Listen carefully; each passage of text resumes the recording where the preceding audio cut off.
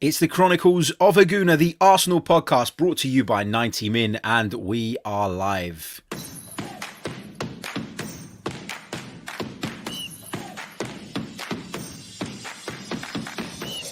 You're listening to the Chronicles of a Gooner, the Arsenal podcast.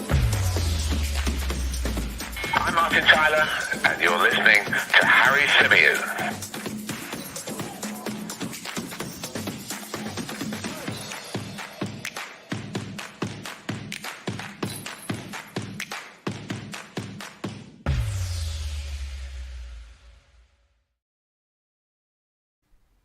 Hello and welcome back to another live edition of the Chronicles of a Gooner, the Arsenal podcast brought to you by 90 Min. As ever, I'm your host, Harry Symeou, and on this edition, we're going to continue our reaction to yesterday's game. It finished Arsenal 0, Manchester City 1 at the Emirates Stadium. And as always, with an Arsenal defeat, it's prompted much debate around Arsenal's approach to the game, whether Mikel Arteta was right to rotate, whether Arsenal were brave enough on the day to go out on the pitch, whether tactically we got it right. Lots and lots of debate off the back of this one.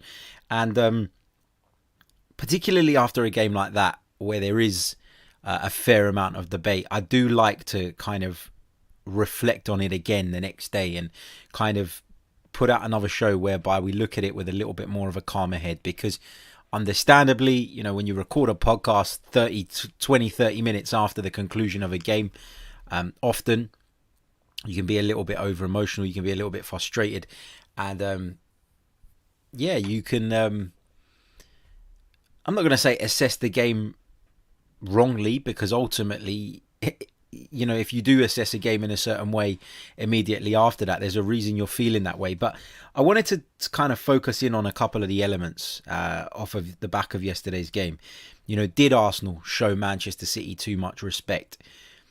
Did we see a lack of bravery? The kind of lack of bravery that maybe has been a bit of an issue for Arsenal in previous games this season. The lack of bravery that's seen Arsenal now lose more games than they've won in the Premier League this season. Failed to score in 6 of our home league fixtures this season, which would have been, in years gone by, unheard of. So there is a lot to unpack. There's a lot to discuss. I've seen Mikel getting some stick. I've seen some of the players getting stick off the back of this game. And as I said yesterday, on the post-match reaction show, the important thing to remember is that Manchester City, in terms of their quality, in terms of who they are as a side at the moment, are a million miles ahead of us, right? They've got all the funds in the world. They go and buy the best players. We're talking about a club who spent hundreds of millions of pounds on fullbacks to try and solve that problem, and still don't really have a left back, but nobody seems to care because they're so good across the rest of the pitch. We're a million miles from them. You're talking about a manager who's had his foot in the door now at Manchester City for 4 or 5 seasons. Pep's been there.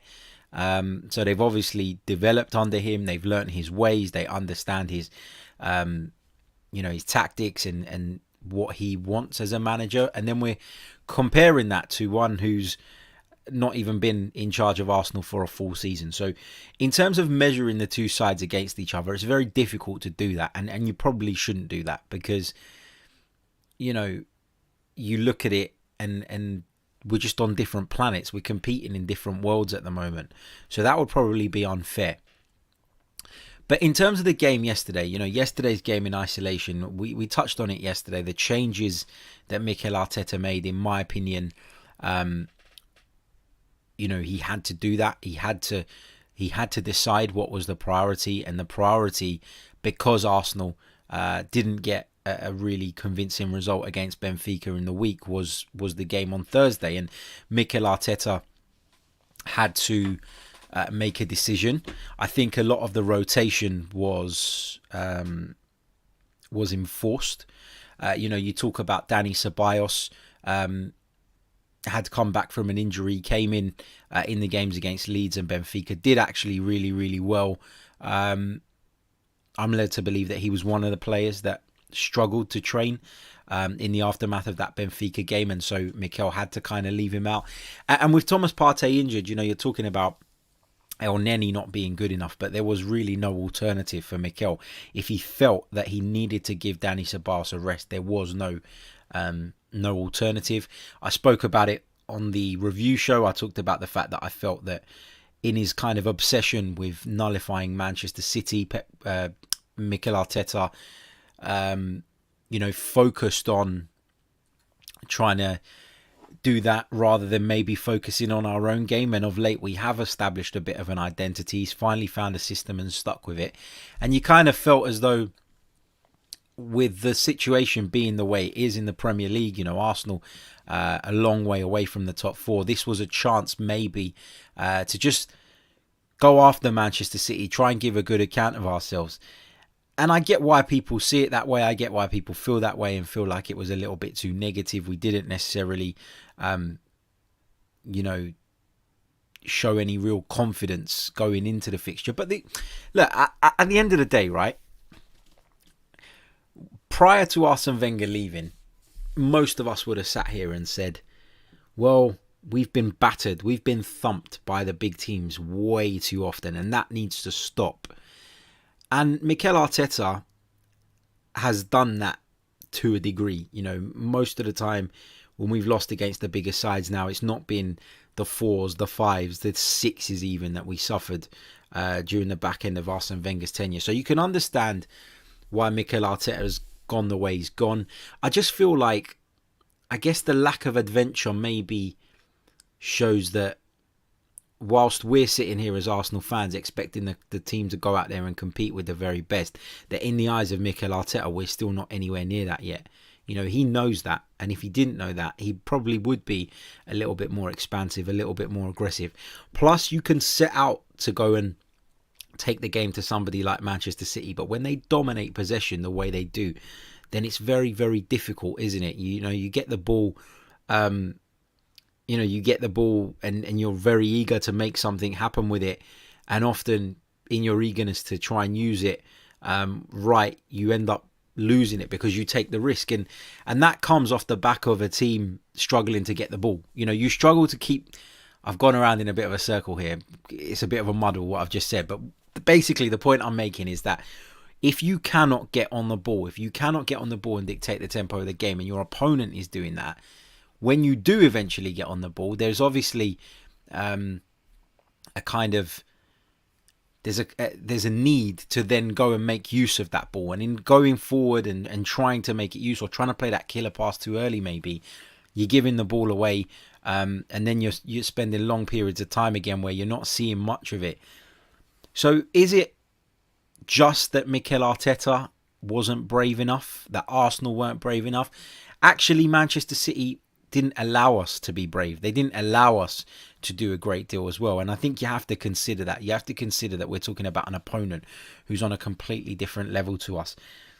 But equally, having said that, I mentioned that I didn't like the idea of Saka going back on the left and Pepe going back on the right. And I talked about that, in my opinion, that was because Mikel was trying to deal with that inverted fullback, was trying to deal with João Cancelo coming in field, and probably felt Bukayo Saka was more trustworthy in that kind of role.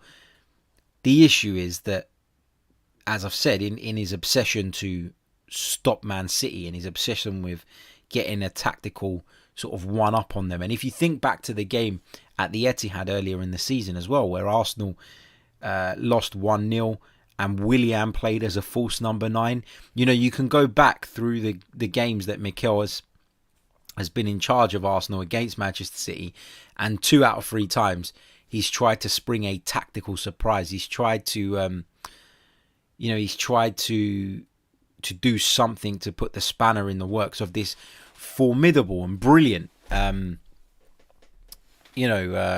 Manchester City side. So it's difficult to find the balance between being more competitive and being braver. But the problem is here that if you're not brave, especially in the Premier League, when you're falling further and further behind, then it feels like it's kind of, well, what's the point then? There's going to come a point, as I've said on recent podcasts, that Mikel's going to have to make a decision. Is it the Europa League and nothing else? Is it that we look at the Europa League, put all our eggs in that basket. We're going to be forced to do that anyway by the looks of things. But, how important is it to Mikel that we improve our league position? How important is it to the club that we finish higher up the table? All of that is in the balance. Where do you draw the line? Is it just about going for broke for the Europa League and if we finish 10th, 12th, 13th, it doesn't really matter? Or is there a minimum expectation that the board have of Mikel when it comes to the league position, as well as expecting him to go on and put on a fight for the Europa League? And look, if you go to the Europa League semi-final, the final, and you get beat, these things happen. It's unlucky. I'm not going to say it's acceptable, but you can be forgiven. What you can't be forgiven for is going out of the Europa League at the round of 32. And if Arsenal fail to progress on Thursday night, then there will be a hell of a lot of pressure on Mikel Arteta, and rightly so. I'm not going to say that Mikel was wrong to be a little bit cautious in the game against Manchester City. I've seen suggestions that he was wrong to play El Neni alongside Xhaka. It was too negative, too defensive as a midfield. But ultimately, as I've already alluded to, he didn't have a choice. If Dani Ceballos isn't fit, the priority, or wasn't 100% fit, I should say, the priority has to be that game against Benfica. And I'd much rather that Dani Ceballos was in a better condition for that. So he had no real choice. With Thomas Partey out injured, we know options in the middle of the park are limited. Now, you can go back and you can talk about the decisions to loan out Matteo Guendouzi, to loan out Lucas Torreira, and question and wonder whether they were the right calls. And I guess at the end of the season, we can look back on it all with hindsight and make a better and a clearer judgment. But I don't blame Mikel for rotating. I don't blame him for being a little bit cautious. I just feel like that cautiousness has maybe prevented us picking up a few more points this season. I'm not talking about Manchester City. You can easily lose to Manchester City. It happens. It's not a disgrace by any stretch of the imagination. But there have been games at home, particularly early on in the season, where we did play the three at the back, where we did play with the wing backs and the two defensive midfielders and no number 10, and we tried to be a little bit more watertight. And actually, we probably ended up drawing or even losing games that we should have won. We should have gone for broke in. So I think the cautiousness overall has been a little bit of an issue at times this season. I'm not saying it was a major issue yesterday, as I already alluded to. It's a very, very difficult task, isn't it, to get anything out of Manchester City. But given where we are in the league, given that the qualifying for the Champions League via the Premier League looks very unlikely now, very difficult, was Mikel wrong to not just take the shackles off and say, go on, boys, go and give it a game. Go and give them a game. Take the game to them. It depends where you are as a fan, right? As a fan, do you prefer to get beaten 3-0, but you took the game to the opponent? Or do you prefer to stay in the game until the very end and lose narrowly? Like, which one of those is better for you? Which one of those do you prefer? Do you prefer to see your team trying to go for it? Or do you appreciate that sometimes you have to be a little bit more pragmatic? And it depends on people's points of view, right? There's different points of view. In years gone by, we'd have all sat there and said, oh, Arsene Wenger goes everywhere and he tries to take everybody on and he picks youngsters and he does this and he does that. And we come away with 6-7-0 defeats, and it's embarrassing. But then during Unai Emery's tenure, one of the things I was unhappy about was that I wasn't enjoying watching my team play football. So there is a balance to be struck, right? The balance is that you need to be competitive in the big games, but you need to be imposing in the games against the smaller sides. And I actually think that whilst a lot of the debate off the back of this game has been around, did Mikel Arteta get it right? Did Mikel Arteta try to be too pragmatic, and was that a problem? Actually, the debate should be, has Mikel Arteta at times this season cost us by playing that way? I don't think yesterday was a case of that. Rotation, as we've said, was necessary with Thursday's game coming up, and it really is now Europa League or bust. We're all going to be watching that game, and I can imagine that if the unthinkable happens and Arsenal do suffer an exit then I fear for Mikel Arteta, and I fear for him not necessarily in terms of the club pulling the trigger. I fear for him in terms of the fans. I think there is a lot of fans that are kind of where I am, who do think there is some progress, who do feel as though we're slowly but surely going in the right direction. But for those that are on the fence, or for those that are anti Mikel Arteta at the minute, that is the kind of ammunition they need to move fully over to that side. So, yeah, be interesting to see. Let's go over to the live chat and see what some of you guys are saying as well. Big hello to every single one of you joining us. Make sure, if you haven't already, that you smash the like button, subscribe to the channel if you're new as well. Really appreciate it. Big hello to one of our members, T Talks, and to Tom Smith, who says, afternoon Harry, 100% agree with the title, too much respect. AM says, Pep showed resistance from demolishing Arteta. I think they were held back by Pep as a favour to Arteta. Do you think that? I've seen that that kind of suggestion banded about quite a bit in the aftermath of this one. I'm not entirely sure, though, that's the case. Syed Abdullah says, good afternoon, Harry. Yesterday was my birthday. Happy birthday to you, mate. And he says, I'm really disappointed with the performance. I know City are better than us and nobody expected us to win, but we didn't do nothing. We just accepted 1-0. This is the thing, though. Do you guys think that from a management perspective, from a player perspective, that Arsenal really didn't want to try and get back in the game? Because I find it hard that if you're a competitor at the top level, right, you can be in a game where, you know, you're trailing, but it is, of course, retrievable. It was just a 1-goal deficit. I find it difficult to believe that those players didn't want to turn the game around. I actually think, as T Talk says here, it wasn't about maybe too much respect. It was probably more about a lack of quality as a team. And maybe we just didn't have enough about us to impose ourselves. And, you know, that's probably the more likely outcome. I can't put my hand on my heart and say those Arsenal players were not trying to turn the game around or didn't want to turn the game around. It just felt like we struggled to impose ourselves against a team that are much better than us. Double A FIFA says, hey, mate, do you think that if we lose on Thursday that Arteta will be sacked by the end of the season, considering this is our last chance of a trophy and getting into the Champions League? If we were to go out on Thursday, I don't want to see Mikel Arteta sacked, right? I want to see Mikel Arteta given the rest of the season. But as I've said on podcasts before, the minute next season kicks off, the pressure is on Mikel Arteta, because ultimately it looks as though, you know, we're coming towards the end of February. We're in a highly unsatisfactory league position. We're out of the FA Cup, we're out of the Carabao Cup, and so if we were to crash out of the Europa League in the round of 32, for me that's just not acceptable.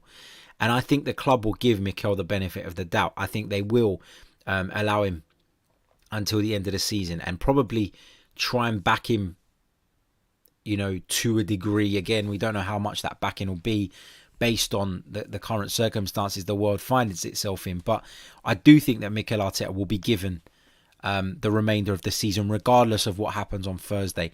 But if Arsenal do exit the Europa League at this stage, you know, as I said, I can accept a semi-final defeat. I can accept a final defeat. What I can't accept is going out in the round of 32, finishing completely off the pace. You know, it's not acceptable. It's not accepting of mediocrity when people kind of defend Mikel Arteta, but, you know, it is just an understanding and a realistic sense of where we are. But I guess the point here is I would still want him to stay in the job until the end of the campaign and in the summer and see how we kick off next season. But I would understand why there would be fans out there who won't want to see that and will feel that off the back of that, Mikel Arteta could end up losing his job. So, yeah, that's where I'm at the moment with this. Baker Man says, be honest, if we lose on Thursday, do you back this manager with serious funds in the summer? That's a decision for the club to make, but you know, it's a really difficult one, isn't it? You know, will there have been signs of significant progress, enough progress to suggest that the club should go out on a limb at a time like this to back him? If we don't go far in the Europa League and we finish mid-table, then you could argue that there hasn't been enough progress. There hasn't been enough on show to evidence that he's warranting of the money. But then, where are the club at? And this is the thing that matters, isn't it? It doesn't really matter where you or I are. It matters where the club are at. Are the club still fully invested in Project Mikel Arteta? And if they are as invested as they say they are, then you'd have to imagine that regardless of what happens between now and the end of the season, Mikel Arteta will be given the funds that the club can afford to spend in the summer. Big hello to Ebby as well in the chat. Banos says, why move Saka on the left when he's been so dominant on the right? Completely agree with that. That was my biggest criticism of Mikel Arteta yesterday. Wrote a piece on it as well today. Why did he move him? And I come back to that point I said previously. For me, it's to do with this obsession that Mikel Arteta has with getting one over on Manchester City tactically. Is it an obsession, or is it an acceptance of the fact that he doesn't feel his team are anywhere near the level of competing with Manchester City? Maybe. And perhaps the inside knowledge that Mikel Arteta has of Manchester City is actually working against him in a way, because he feels like he needs to tap into that. He can't put that to one side and focus on his own team's game. He feels that because he has that knowledge and that understanding that maybe some of the other Premier League managers don't have, he needs to use it somehow. He needs to tap into that, and maybe tapping into that means that Arsenal are overthinking these games. Arsenal are going into these games more focused on what Manchester City are going to do than what their game suggests. And look, we know that Arsenal aren't on the level of City right now, but let's be honest. When Arsenal are in full flow and Arsenal are playing well, Arsenal are a handful as well. And Arsenal, weaker teams this season have caused Manchester City problems than Arsenal. So, is it a bit of a handicap, the fact that he knows what Pep's going to do and the fact that he studies them so closely and tries to identify ways of derailing them? I talked about the Willian example back in October when we played him at the Etihad. He decided to essentially play Willian as a false nine to try and spring a surprise. I don't know. Is it an issue? Is it something that Mikel Arteta suffers from when he comes up against his old club? I don't know. It's a good discussion though. Big hello to Jashar. And of course to Steve Stone. I hope you're all well. 28 Guy Happy says, looking forward to tonight, Harry. Lee and Dan are going to have you for dinner. Such a big game Thursday. Listen, as I said to the guys in the WhatsApp group today, when it comes to the same old Arsenal, and we're discussing with them guys, and they're getting on Mikel's back, it's my bit of outreach work for the week, educating them on Mikel Arteta's management. No, I'm just kidding. No, I love the guys to bits and look forward to doing that tonight. Make sure you come and check it out. Same Old Arsenal live 7 p.m. right here on YouTube. Sam says Arteta's tactics for 75 to 80 minutes were fine. Only few teams can go toe-to-toe with City. So not sure why fans are so angry. However, he should have went for it in the last 10-15 minutes with it being only 1-0. I agree, but I think, Sam, that is... you're thinking in an ideal world, and sometimes when you play a little bit more cautiously and your mentality is one way, I think it's very difficult actually to just in the last 10 minutes go, fuck it, we're gonna go for broke here. It's not always easy to switch that, and often your opponents prevent that happening. And Man City, you saw it towards the end of the game, they were keeping the ball really, really well. Ruben Dias steps into midfield, João Cancelo pushes up the pitch, and then you get John Stones moving to the right and Zinchenko to the left and Fernandinho dropping deep. And Manchester City are so good at keeping the ball, and it's almost like, well, you want to take the game to them, you want to try and turn the screw, but they don't allow you to do it, because when Manchester City are in the form that they're in now, they're just so good and it's so difficult to deal with. Steve Stone says, brilliant comments in the Discord from different viewpoints. Well done again, members. If you are interested in becoming one of the Chronicles of a Gooner members, coming into our Discord server where we have lots and lots of great debates throughout the day. Then click on the link in the description. Check out the free tiers available. Access to the Discord server is available at whichever tier you pick, and we'd love to have you. So yeah, thanks for your continued support, and we'd love to have more of you in there for sure. So if you're interested, just click on the link in the description. Pranjal says, I think we will win against Benfica, but my God, can't imagine the scenes if we lose. I feel like I just want to quit social media if Arsenal lose on Thursday. And, Arsenal could go out and create 25 chances and miss every single one. And Benfica go down the other end and nick a goal, and it will be Mikel Arteta's fault still somehow.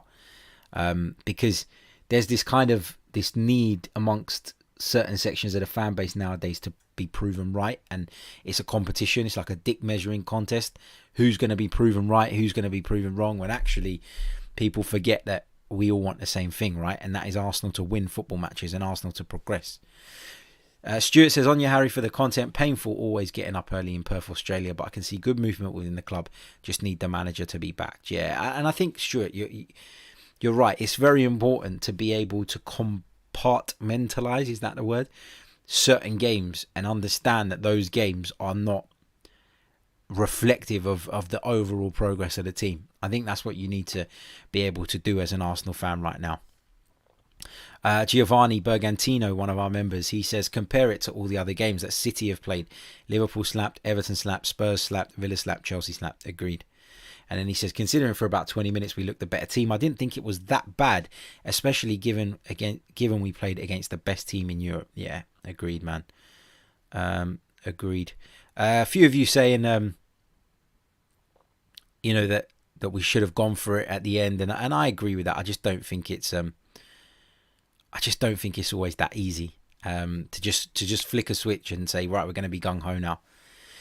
Karen Russell says, what do you think about the Martinelli situation? Why do you think Mikel isn't playing him?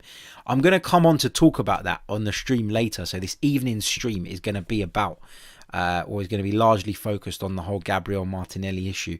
So I don't want to go into it too much right now. But join me from 5:30 today, and we will discuss that, because it is a big talking point at the moment, and it's one that a lot of people are raising. So we are going to talk about Gabriel Martinelli a little bit later on, Karen. But thank you for your question. I promise I'll address it in detail on the show later today. Harry Land says, I do think Arteta overthinks. I appreciate City are the most fluid team around, but we made so many tactical adjustments. When we did have the ball, it just felt like there were no options. Agreed. Said Abdullah says, I have a feeling that signing maybe two players in the key positions will transform the team. What do you think? Yeah, I mean, you only need to look at someone like Bruno Fernandes at United, and a couple of you have brought him up in the comments in recent days. You make a change like that, and or you bring in a player like that, and it can transform your team. I feel like Arsenal still need that. I'm starting to worry about the forward line a little bit. I've got to be honest. I'm starting to feel like we're shoehorning in Aubameyang into positions that don't really work for him because of the contract we gave him. I'm starting to wonder if giving him that contract was the right thing. In hindsight, of course, at the time I wanted them to give it to him. Absolutely did. I'm not going to deny that. And I don't even blame the club for doing it. But you can still look back at something and say, did it work out? And I'm not sure. I'm not sure it did. Dan Potts says, get the likes up, people. Great content as ever, Harry. Cheers, mate. And I look forward to chatting to you later on. Make sure you guys hit the like button. It's very, very important. And subscribe to the channel if you are new. Jashar says, hi, Harry. Yesterday felt like a friendly, organised behind closed doors for the benefit of Kevin De Bruyne and IG. Have I gone blank? Who's IG? Ilkay Gundogan, sorry. Bloody hell. Terrible of me. Ason says we should have gone for it because it wouldn't matter if we had lost 1-0 or 2-0. Yeah, I get that, but then the same people that say that, and I'm not talking about you, Ason, but in general, the same people that are saying we should have gone for it would be having an absolute shit fit if we got spanked as well. So it's a hard one, isn't it? It's a hard one. Baker Man, love the name, says, how much do you think we would have gotten for Oba last summer? Really difficult question, mate, because last summer wasn't like other summers. You know, we're talking about a summer where a pandemic has essentially, KO'd the transfer market, because yes, there was some big money spent by certain clubs, tending to be clubs with sugar daddies like City, like Chelsea. But in terms of the general market, it was deeply damaged by what happened. So I do wonder if Arsenal would have got the fee that was right for Aubameyang at the time, and they probably wouldn't have. And I think the fact that there wasn't much movement in general probably impacted on Aubameyang's decision to stay put as well, and I think we shouldn't discount that completely. So I don't know. It's a really difficult one. It's a really difficult question to answer.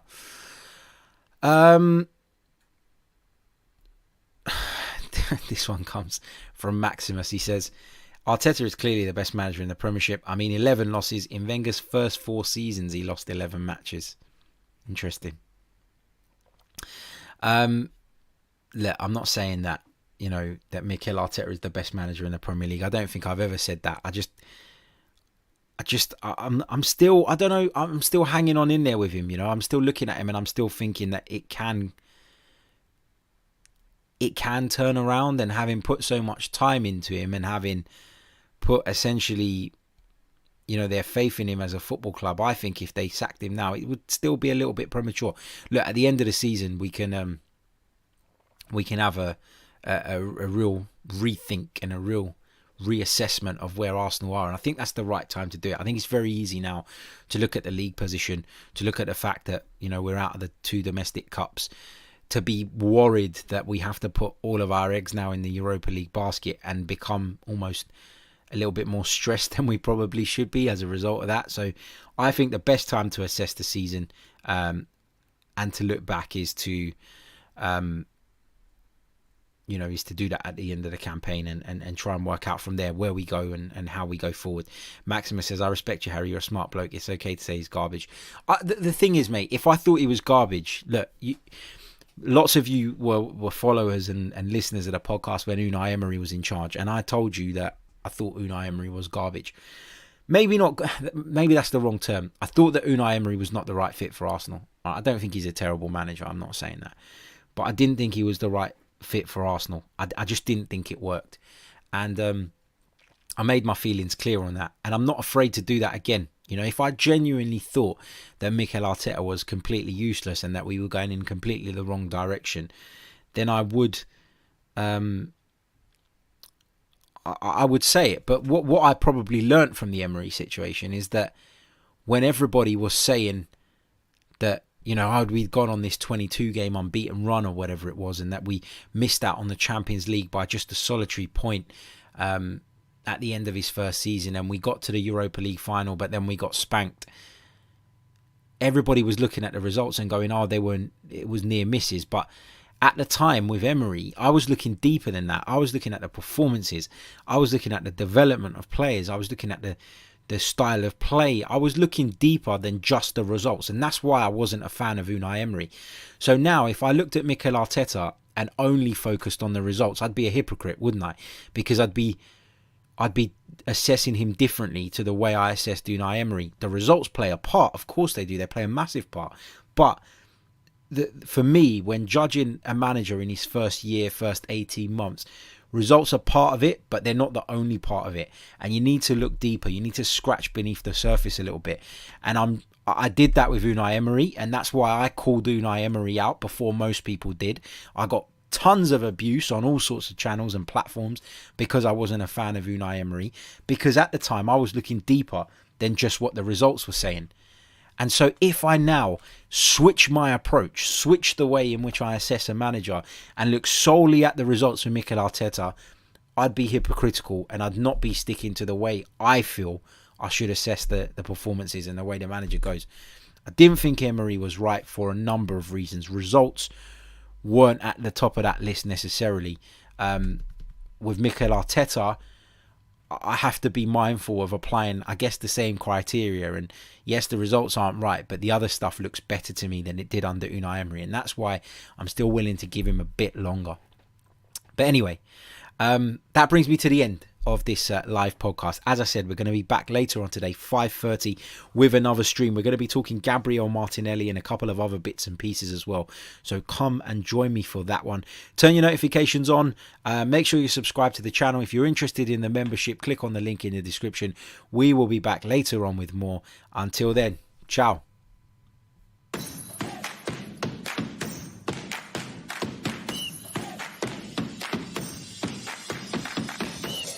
You're listening to the Chronicles of a Gooner, the Arsenal podcast.